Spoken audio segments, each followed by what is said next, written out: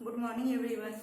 आज हम 9वीं कक्षा का प्रथम कविता जो है वो लेने वाले हैं, लेकिन इससे पहले हम क्या करेंगे, जो कोरोना की वजह से जो हमारा सिलेबस कम हुआ है उसके बारे में हम पहले जानकारी ले लेंगे। आपको टिक मार्क करके लेना है आपके टेक्स्ट बुक में। पहली इकाई पाठ क्रमांक 3 रहेगा। कबीर पूरक पठन है, ये नहीं होगा हमारे लिए। उसके बाद पहली इकाई 8 वीर भूमि पर कुछ दिन, यह यात्रा वर्णन है, यह भी नहीं होगा। 9 वरदान मांगूंगा नहीं, यह गीत है, यह भी नहीं होगा। फिर से एक बार बताती हूँ। पहली इकाई है, पहली इकाई में कबीर जो तीसरा है, वीर भूमि पर कुछ दिन जो 8वां है, वरदान मांगूंगा नहीं ये जो है वो 9वां है। अब देखेंगे दूसरी इकाई। दूसरी इकाई में पाठ क्रमांक 4 रहेगा, नई कविता है ये, सिंधु का जल। ये भी हमारे लिए नहीं होगा, हमारे सिलेबस में नहीं होगा। उसके बाद है 7 क्रमांक का है शिष्टाचार, शिष्टाचार भी नहीं होगा। और पाठ क्रमांक 10 है अपराजय, यह वर्णनात्मक कहानी है, यह भी सिलेबस पढ़ने के लिए नहीं होगा। दूसरी इकाई फिर से एक बार बताती हूँ आपको, सिंधु का जल, शिष्टाचार और अपराजय। फिर से एक बार पहली इकाई और दूसरी इकाई के बारे में बताती हूँ। पहली इकाई कबीर वीर भूमि पर कुछ दिन, वरदान मांगूंगा नहीं। पहली इकाई के ये 3 जो पाठ रहेंगे या कविता रहेंगे, ये हमारे लिए इस साल पढ़ाई के लिए नहीं होंगे। दूसरी इकाई होगा सिंधु का जल, शिष्टाचार और अपराजय। सिंधु का जल, शिष्टाचार और अपराजय, यह जो 3 पाठ है या कविता रहेंगे इसमें भी, तो ये भी हमारे लिए इस साल के लिए कोरोना की वजह से पढ़ने के लिए नहीं होगा। कुल मिलाकर पहली इकाई और दूसरी इकाई कुल मिलाकर 6 पाठ या कविता रहेगी जो इस साल पढ़ने के लिए नहीं होंगे। तो आज का हमारा इस वीडियो के जरिए पहला लेक्चर है, तो हम पहली ही कविता लेने वाले हैं। हमारी पहली कविता का नाम है चांदनी रात।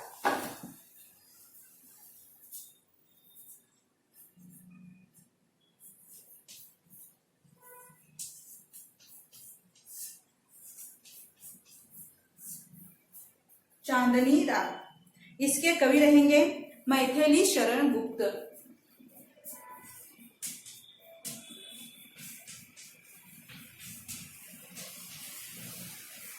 मैथिली शरण गुप्त, चांदनी रात, मैथिली शरण गुप्त। तो पहले हम क्या करेंगे, इस कविता में जो आए कठिन शब्द है उनके बारे में जानकारी ले लेंगे। कठिन शब्द रहेंगे पहले।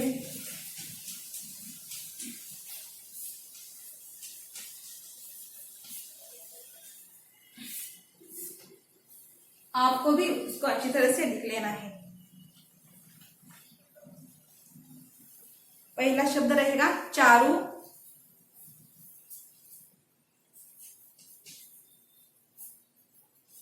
इसका अर्थ रहेगा चंद्र, चारू चंद्र। दूसरा शब्द है चंचल,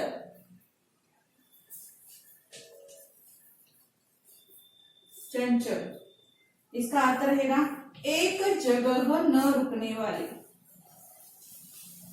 एक जगह न रुकने वाले,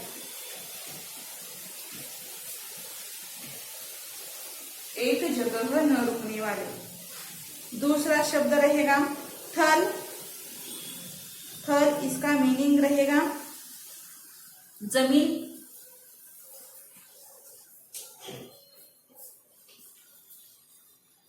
थल, इसका मीनिंग रहेगा जमीन। अवनी, अवनी यानी पृथ्वी, अवनी, अवनी, अवनी यानी पृथ्वी। अगला शब्द रहेगा अंबर,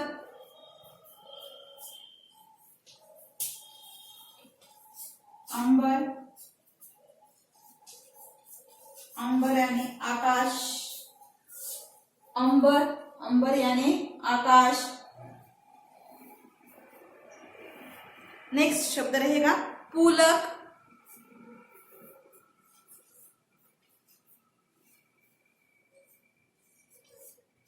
पुलक, पुलक यानी रोमांच या खुशी। रोमांच या खुशी। अगला शब्द रहेगा तृण।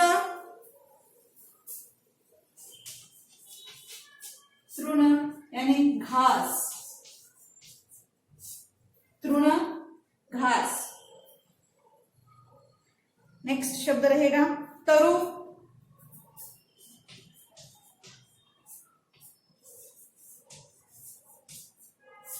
तरु वृक्ष। तरु वृक्ष।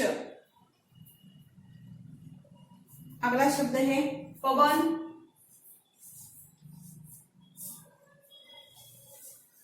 हवा। पवन हवा। नेक्स्ट अगला शब्द रहेगा निस्तब्ध यानी शांत। निस्तब्ध शांत चुपचाप।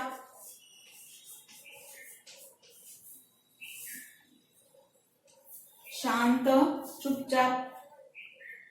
निशा। निशा यानी रात।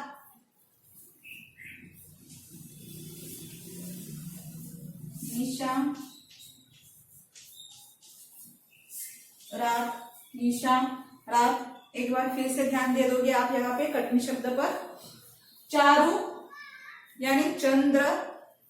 चंचल एक जगह न रुकने वाले। थल जमीन। अवनी पृथ्वी। अंबर आकाश। अंबर आकाश।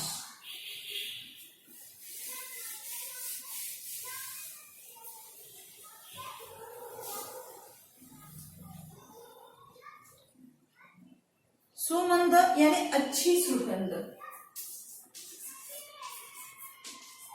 सुगंध यानी अच्छी सुगंध।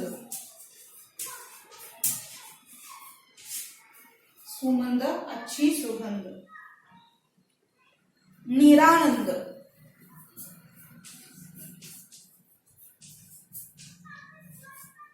निरानंद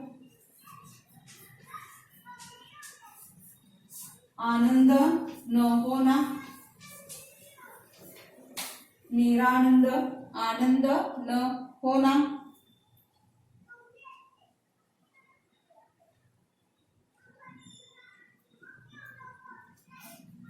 अगला शब्द रहेगा कार्यकलाप।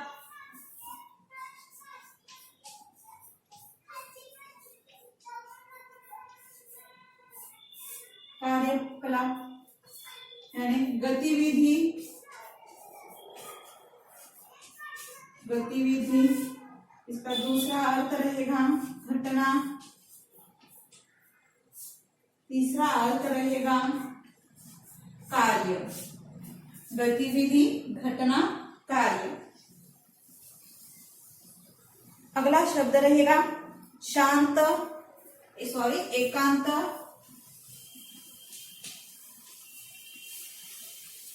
शांत वातावरण।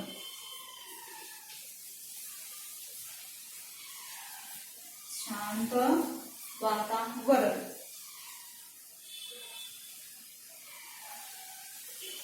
अगला शब्द बिखेरना।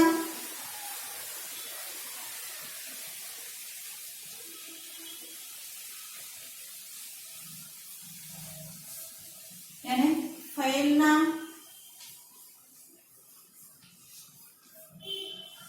बिखेरना फैलना। पुलक। पुलक यानी रोमांच खुशी। तृण।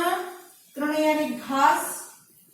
तरु वृक्ष, पवन, हवा, निस्तब्ध, शांत, चुपचाप, निशा, रात, फूल, रोमांच, खुशी, तृण, घास, तरु, वृक्ष, पवन, हवा, निस्तब्ध, शांत, चुपचाप, निशा, रात।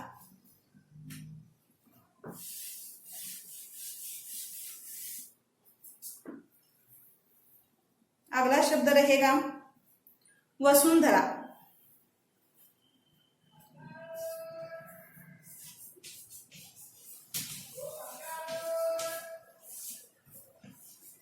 वसुंधरा यानी पृथ्वी, वसुंधरा पृथ्वी। अगला शब्द रहेगा बटोरना।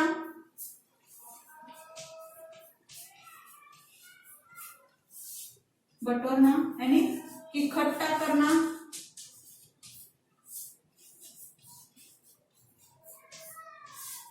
बटोरना यानी इकट्ठा करना।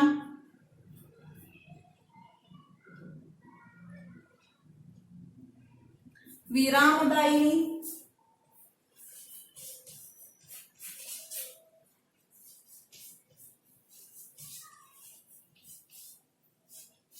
विरामदायिनी यानी आराम, विरामदायिनी आराम।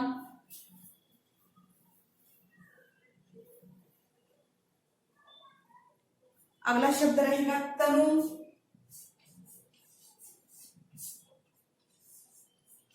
शरीर,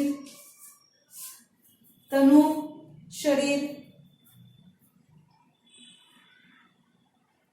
अगला शब्द रहेगा छाया।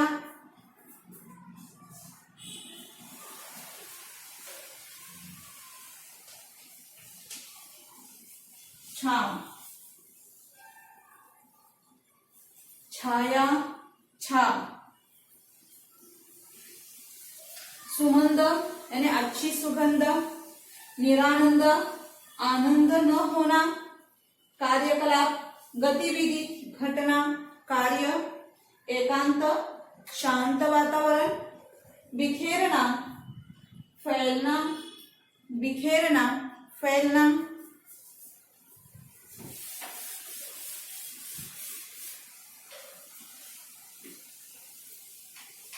पर्ण, अगला शब्द रहेगा पर्ण पत्ते, पर्ण पत्ते। अगला शब्द कुटीर, कुटीर झोपड़ी, कुटीर झोपड़ी। दूसरा इसका अर्थ रहेगा या कुटिया,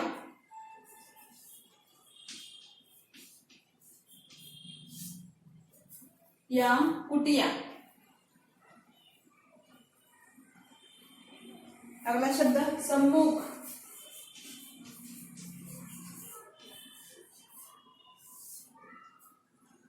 सम्मुख यानी सामने, सम्मुख सामने। अगला शब्द शिला,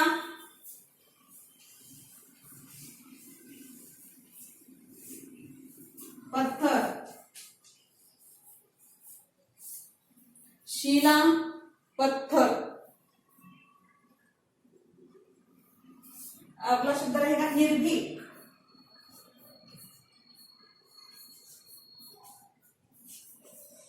निर्भीक न डरने वाला,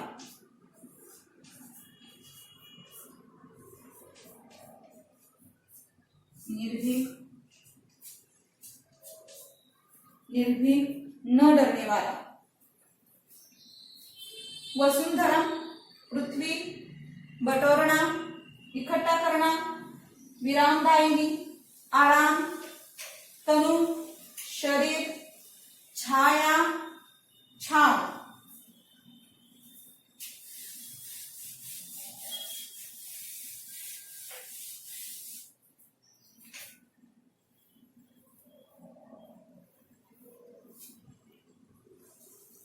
अगला शब्द रहेगा धरनूर। धरनूर यानी तीरंदाज।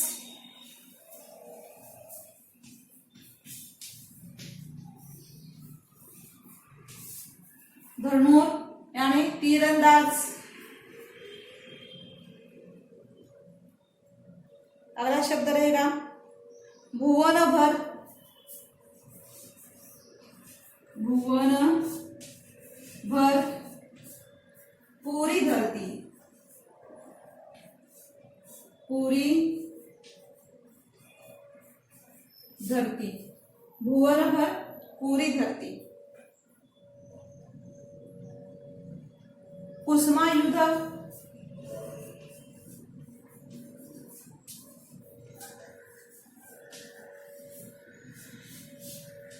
कुसुमायुध कामदेव।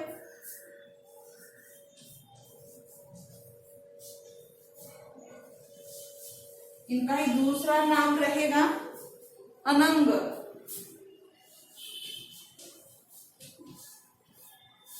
अनंग। अंतिम शब्द रहेगा दृष्टिगत।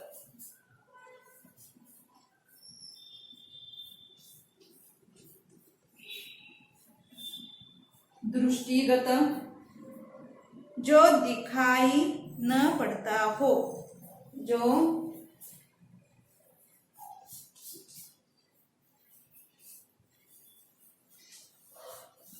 दिखाई न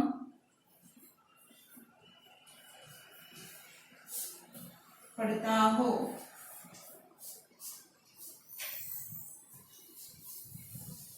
पर्ण, पत्ते, कुटीर, झोपड़ी या कुटिया, सम्मुख, सामने, शिला, पत्थर, निर्भीक, न डरने वाला। धरनूर तीरंदाज, भुवन भर पूरी धरती, कुसुमायुध कामदेव या अनंग, दृष्टिगत जो दिखाई न पड़ता हो। दृष्टिगत जो दिखाई न पड़ता। तो यहाँ पे हमारे सारे जो कठिन शब्द है वह कठिन शब्द यहाँ पे समाप्त होते हैं। अब हम चलेंगे कविता की ओर। हमारी जो 9वीं कक्षा की जो पहली कविता है उसका नाम है चांदनी रात। इसके कवि है मैथिली शरण गुप्त। परिचय।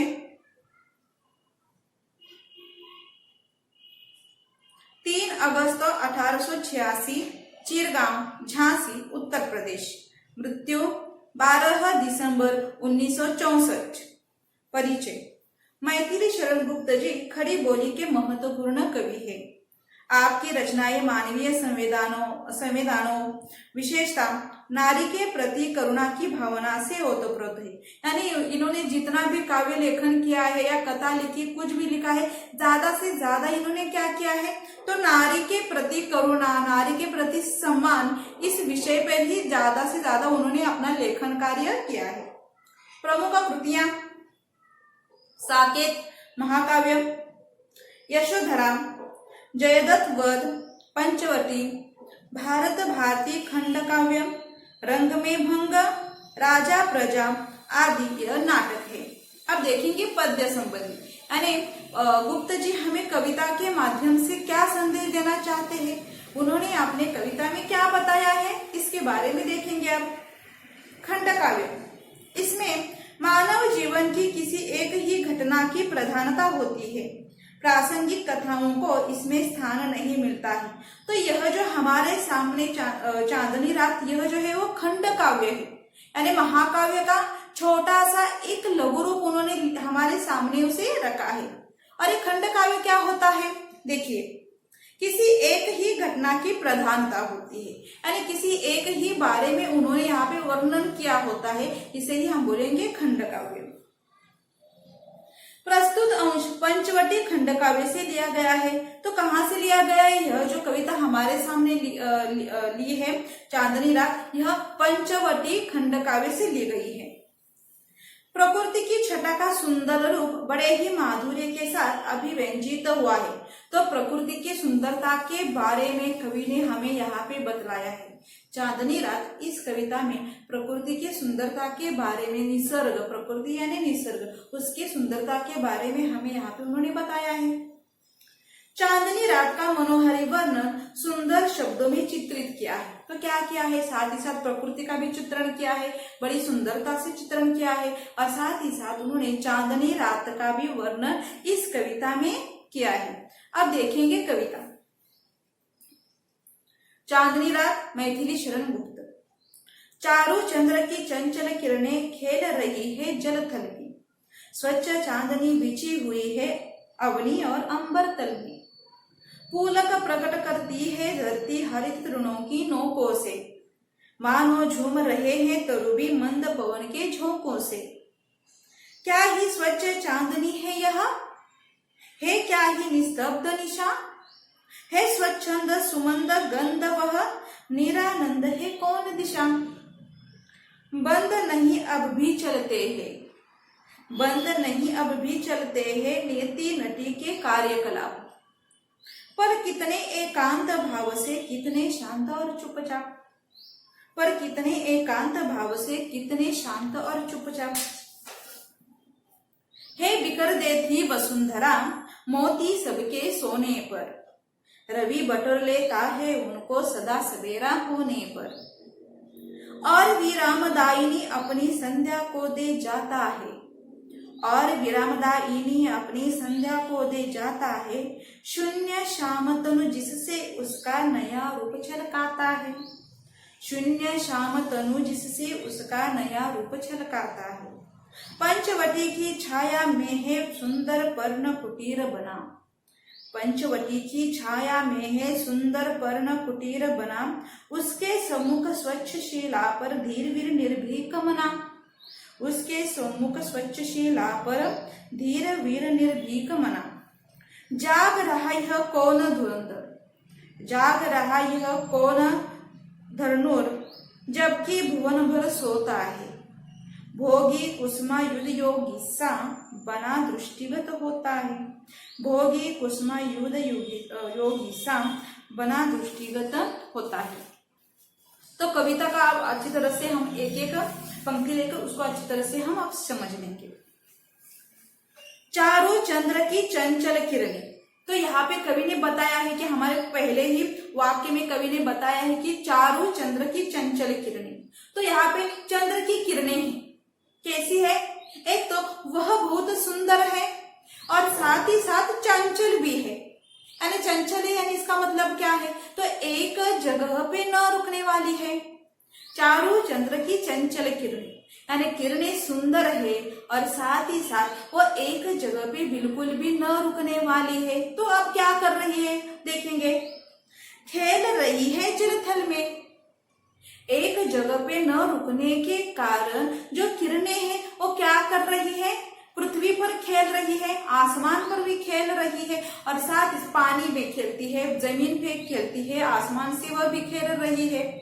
यानी क्या कर रही है, तो चंचल किरणें हैं, सुंदर किरणें हैं, वो एक जगह पे नहीं रुकने वाली है और साथ ही साथ वो क्या करती है कि जलथल में वो खेल रही है, यानी पृथ्वी पर भी खेल रही है और पानी में भी वह खेल रही है।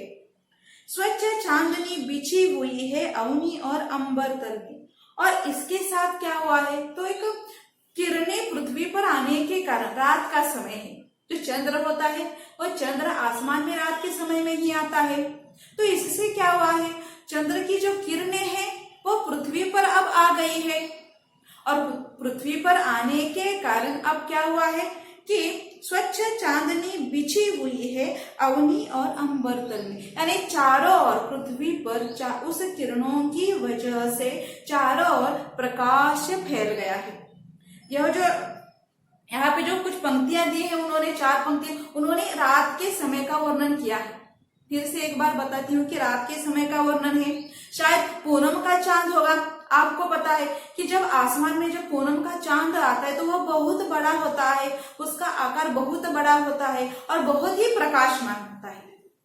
तो वही कवि हमें बताना चाहते हैं कि यह जो चंद्र है सुंदर है, उसकी जो किरणें हैं वह चंचल है, चंचल होने के कारण सिर्फ वो आसमान में नहीं बिखर रही है, तो जल में यानी पानी में भी वो खेल रही है, थल में यानी जमीन पर भी वो अच्छी तरह से खेल रही है। अब पूनम का चांद होने के कारण उसकी जो किरणें हैं वह किरणें बहुत ही प्रकाशमान है। वो उन किरणों की वजह से पूरी जो पृथ्वी है, पूरी पृथ्वी पर अब प्रकाश छा गया है। इस तरह से कवि हमें बताना चाहते हैं, यानी किरणों के बारे में, चंद्र के किरणों के बारे में कवि ने हमें पहले पंक्तियों में कुछ बातें बताई है। अब देखेंगे दूसरे। पुलक प्रकट करती है धरती हरित तृणों की नोकों से, और इससे क्या होता है? पुलक प्रकट करती है धरती, तो धरती अपने आप में एक खुशी महसूस करती है। पुलक यानी रोमांच या खुशी। तो यह जो किरणें हैं, किरणें देखकर, प्रकाशमान किरणें देखकर पृथ्वी भी क्या कर रही है? तो पृथ्वी भी अपने आप को एक खुशी महसूस करने लगी है। उसमें भी एक पुलक छा गया है, एक रोमांच छा गया है। और देखो क्या क्या है, हरित तृणों की नोकों से। और एक और बात है, तो क्या है? हरित यानी हरा रंग, तृण यानी घास। तो जैसे ही यह चंचल किरणें पृथ्वी पर फैल गई है, वैसे ही हरित तृण यानी हरित घास यानी हरा घास भी एक झूमने लगा है, यानी पूरा वातावरण, पृथ्वी का वातावरण एक उल्लासित हो गया है, मानो झूम रहे हैं तरुबी मंद पवन के झोंके से। और जैसे ही मंद हवा चलने लगती है, मंद पवन चलने लगती है, यह जो हरित घास है वह भी झूम रहे हैं, और साथ ही साथ जो बड़े वृक्ष है, जो बड़े तरु है, वृक्ष है, वह भी अपना आनंद प्रकट कर रहे हैं। यानी क्या हुआ है? जैसे ही चंचल किरणें, जैसे ही चंद्र की किरणें पृथ्वी पर छा गई है, सारा वातावरण पृथ्वी का एक उल्लासित सा भर गया है। यहाँ पे जो हरित घास है, हरित घास भी अपने आप को बहुत ज्यादा खुशी महसूस करने लगे हैं। साथ ही साथ जो वृक्ष है, वो वृक्ष भी क्या कर रहे हैं? मानो खुशी से झूम रहे हैं। ऐसे कवि हमें यहाँ पे बताना चाहते हैं। क्या ही स्वच्छ चांदनी है यह। तो यहाँ पे क्या है कि यहाँ पे जो चांदनी है वह स्वच्छ है। चंद्रमा है, चंद्रमा के साथ साथ आकाश में चांदनियां भी फैल गई हैं, और क्या है? वो भी चांदनी भी कितनी है? स्वच्छ है। ऐसे यहाँ पे कवि है, उनका भी प्रकाश बहुत सारा है, ऐसे कवि हमें बताते हैं। है क्या निस्तब्ध निशा, और इतना सारा होने के बावजूद भी निशा कैसी है? निशा यानी रात, निस्तब्ध यानी चुपचाप, यानी जो रात है वो रात कैसी है? तो चुपचाप है, यानी किसी भी प्रकार का वहां पे बहुत ज्यादा हंसी मजाक कोई नहीं कर रहा है। जो भी घटनाएं हो रही है बहुत ही चुपचाप तरीके से हो रही है, यानी वह जो रात है, वह जो निशा है, वह चुपचाप आ रही है। यह है स्वच्छंद सुमंद गंध वह। तो और क्या है कि चारों ओर निरानंद है कौन दिशा। निरानंद यानी आनंद न होना, और इतना उल्लासित भरा वातावरण देखकर, इतना पृथ्वी पर छाया आनंद देखकर कौन सी दिशा होगी? जो हमें पता है कि 8 दिशाएं होती है, जैसे कि पूरब, पश्चिम, उत्तर, दक्षिण, ईशान्य, वायव्य, नैऋत्य, आग्नेय, ये 8 दिशाएं रहेंगी। तो इतना सारा वातावरण देखकर, इतनी सारी किरणें प्रकाश, इतनी सारी प्रकाशमय किरणें पृथ्वी पर आकर जो सारा माहौल उन किरणों ने बदला, उन किरणों की वजह से पृथ्वी का माहौल में जो बदलाव आया हुआ है, जो वातावरण पृथ्वी का बन गया है, वह वातावरण देखकर कौन सी दिशाएं शांत रह सकती? कौन सी दिशाओं को दुख नहीं होगा? नहीं, तो चारों ओर आनंद ही आनंद छा गया है। यानी हमारी पृथ्वी पर अब चारों ओर आनंद ही आनंद छा गया है, और इसकी वजह कौन है? तो चंद्र की किरणें। और इसकी वजह कौन है? तो चंद्र की किरणों की वजह से ही पृथ्वी का सारा वातावरण उल्लासित हो गया है, चारों ओर खुशियां छा गई है, चारों ओर हरियाली छा गई है, और कोई भी कौन सी भी दिशा अब आनंद दुख से भरी हुई नहीं है। चारों ओर आनंद ही आनंद छा गया है, चारों दिशाओं में या 8 दिशाओं में आनंद ही आनंद छा गया है, ऐसे कवि वर्णन कर रहा है। बंद नहीं अब भी चलते हैं नियति नटी के कार्यकला। तो यहाँ पे क्या है कि चुपचाप सा वातावरण, हमने कुछ ही समय पहले देखा कि जो शांत वातावरण बन गया है, निस्तब्ध निशा है। शांत वातावरण बनने के कारण भी बंद नहीं अब भी चलते हैं, यानी शांत वातावरण बनने के बावजूद भी हमारे जो क्रियाकलाप है वो चलते रहते हैं। ऐसे कवि बोल रहे हैं नीति नटी के कार्यकलाप, यानी जितनी भी घटनाएं हो रही है पृथ्वी में, जितनी भी घटनाएं हो रही है वो घटनाएं बंद नहीं है, शांत वातावरण है। लेकिन उस शांत वातावरण में भी जितनी भी घटनाएं होंगी, प्रकृति की जो भी घटनाएं होंगी, निसर्ग की जो भी घटनाएं होंगी, वो धीरे धीरे शांत वातावरण में भी चल रहे हैं। यानी कुछ घटनाओं का होना अब बंद नहीं है, वो घटनाएं होती ही जा रही है, पर कितने एकांत भाव से, कितने शांत और चुपचाप।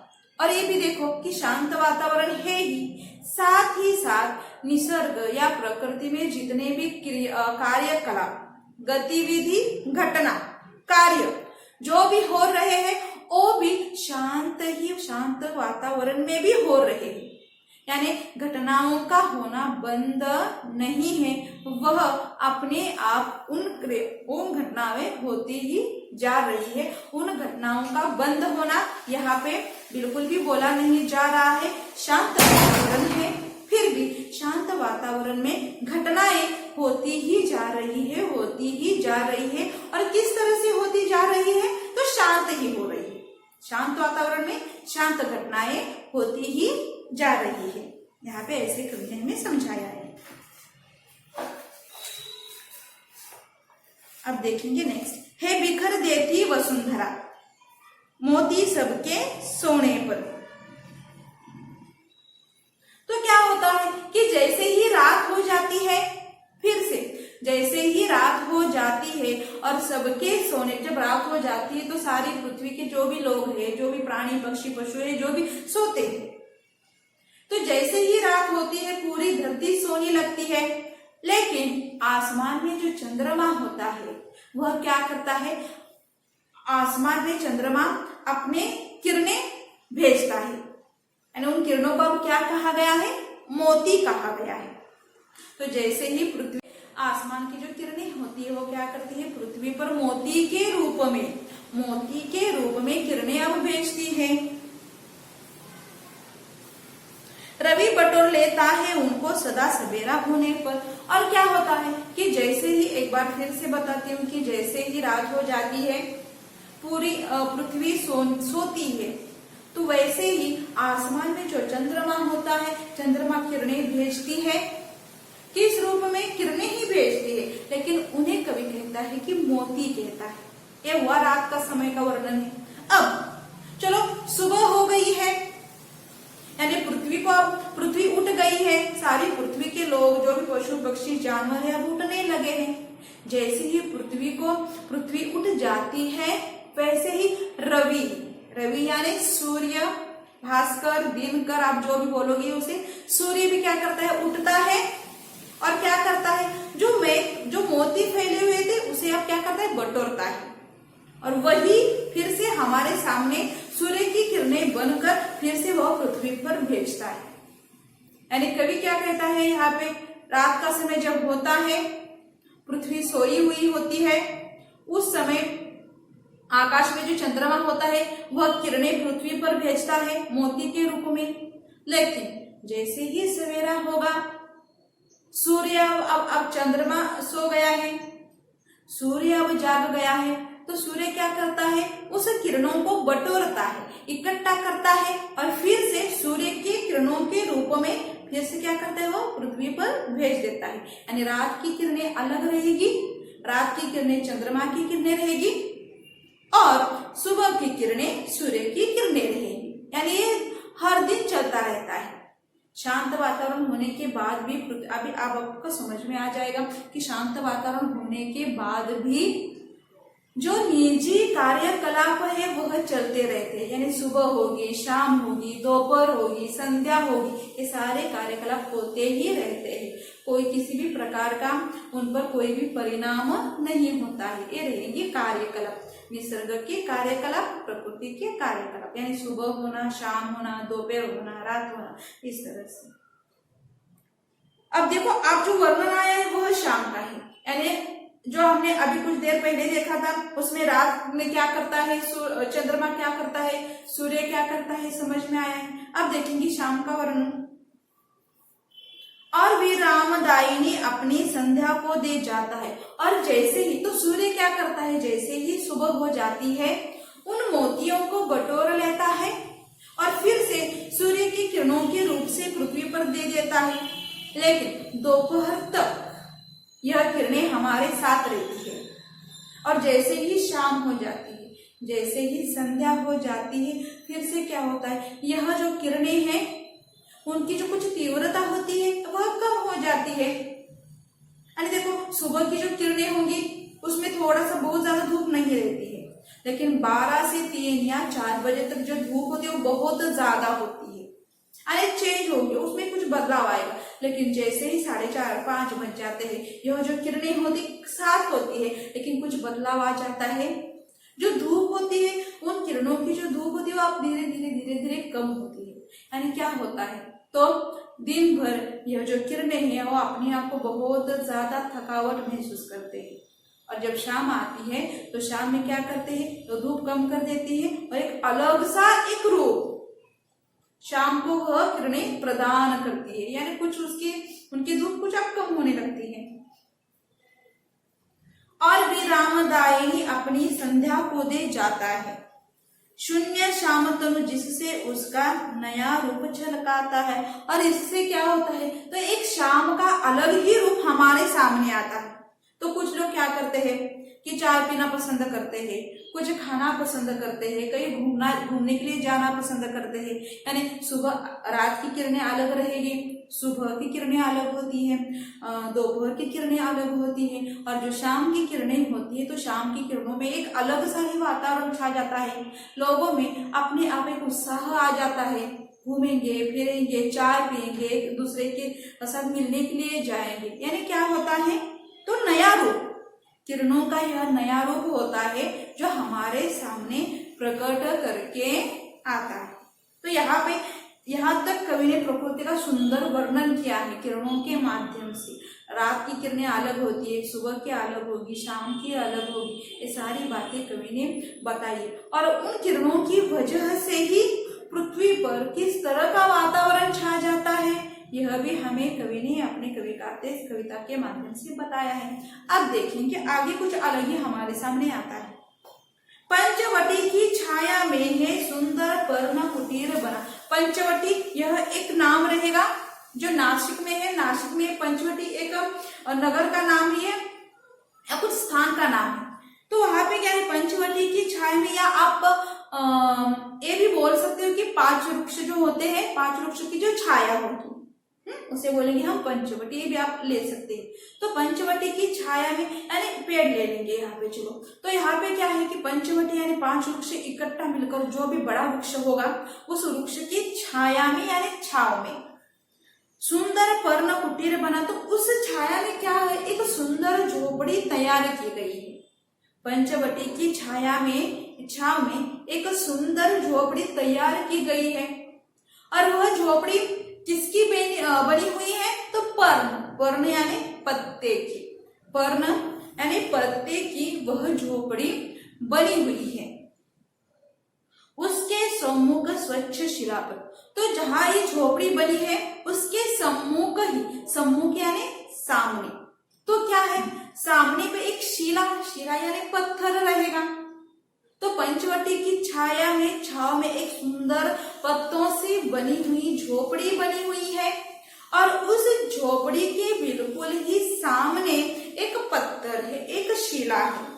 धीरे वीर निर्भीक मना, तो उस शिला पर कोई एक व्यक्ति बैठा है, और उस व्यक्ति का जो चेहरा है वो कैसा है कि न डरने वाला, किसी से भी न डरने वाला, किसी से भी डरकर न भागने वाला इस तरह से एक व्यक्ति, यानी एक योगी पुरुष उस पंचवटी की उस पत्थर पर बैठा है, ऐसे कवि हमें बताते हैं। जाग रहा यह कौन धर्मूर यानी तीरंदाज। तो कवि को लगता है, जब उस व्यक्ति को कवि जब देखते हैं, उस योगी को कवि जब देखते हैं, तो कवि को लगता है कि अरे यह कौन तो तीरंदाज होगा, शायद उसकी आंखों में कुछ अलग सी चमक दिखाई दे रही है। इसलिए कवि क्या बोलते हैं कि अरे पूरी रात पूरी पृथ्वी तो सो गई है, लेकिन उस शिला पर जो व्यक्ति बैठा है वह कौन है? क्या वो कोई तीरंदाज है? या तीरंदाज व्यक्ति कौन वहां पे बैठ गया है? जबकि भुवन भर सोता है और पूरी धरती सो गई है, लेकिन वह व्यक्ति बिल्कुल भी नहीं सो गया है, शायद कुछ योग साधना कर रहा है।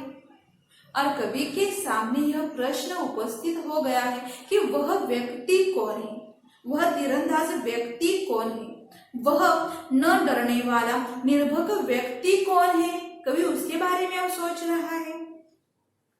भोगी कुसुमा युद्ध योगी सा बना दृष्टिगत होता है, और वो कैसे दिखाई दे रहा है? तो कामदेव की तरह दिखाई दे रहा है, एक अनंग यानी एक देवता की तरह वो व्यक्ति कवि को अब दिखाई दे रहा है।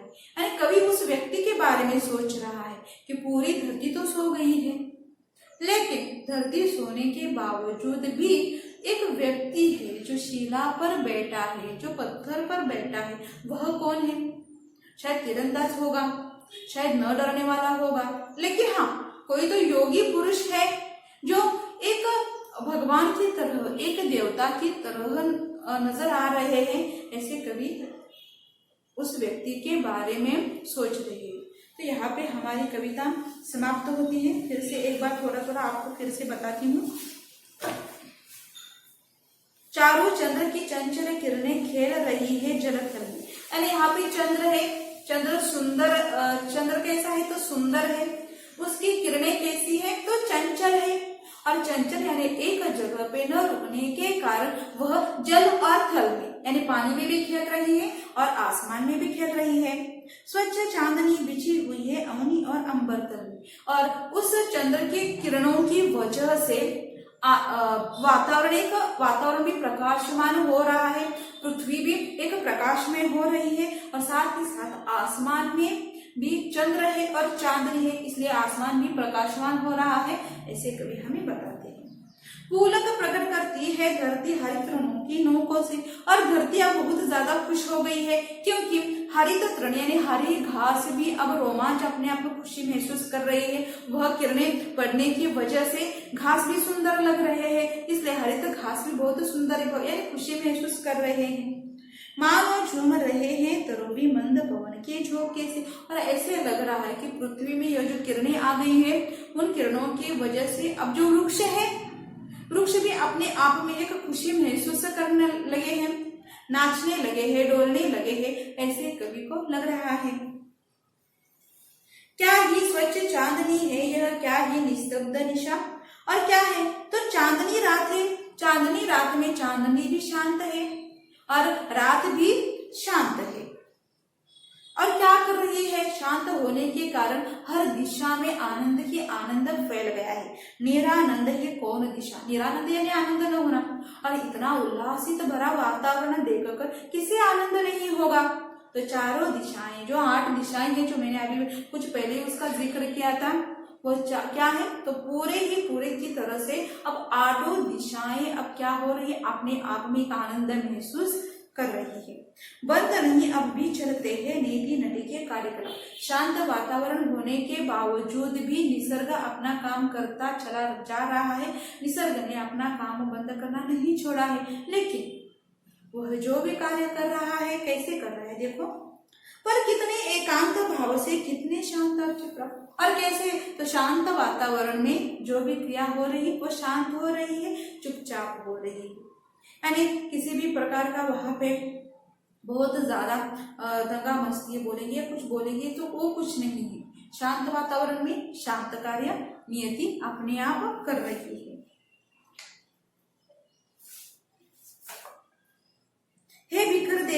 वसुंधरा मोती सबके सोने पर। तो यहाँ पे क्या है कि बिखेर देती, बिखेरना यानी फैलना। तो जैसे ही रात हो जाती है पूरी पृथ्वी सो जाती है, तो चंद्रमा क्या करता है, तो चंद्रमा फिर से अपनी प्रकाश की अपनी किरणें पृथ्वी पर भेजता है। और इसे किस बात की उपमा दी गई है, तो मोती की उपमा दी गई है। यानी रात होने पर किरणें मोती के रूप में इस पृथ्वी पर फैल जाती है।